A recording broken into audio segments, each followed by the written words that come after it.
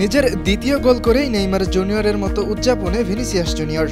গ্যালারিতে বসে সেই উদযাপন উপভোগ করেন নেইমারও। ম্যাচ শেষে নিজের ইনস্টাগ্রাম স্টোরিতে নিজের এবং ভিনিসিয়াসের ছবি পোস্ট করেন নেইমার, অভিনন্দনও জানান ভিনিকে। সেই পোস্ট নজরে আসতেই রিপোস্ট করেন ভিনিসিয়াসও।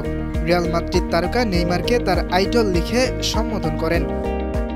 প্যারাগুয়ের ম্যাচের আগে ব্রাজিলের হয়ে প্রথম ৩১ ম্যাচ খেলে মাত্র ৩ গোল করেছেন ভিনি। 1 বছরেরও বেশি সময় ধরে ব্রাজিলের হয়ে গোলের দেখা পান না তিনি। রিয়ালের সাদা জার্সিতে বিশ্বের সেরাদের একজন ভিনি ব্রাজিলের হলুদে এসেই কেন ম্লান হয়ে যান, সেই আক্ষেপ ছিল ব্রাজিল সমর্থকদের। তবে সমর্থকদের সেই আক্ষেপ এবার ঘুচল।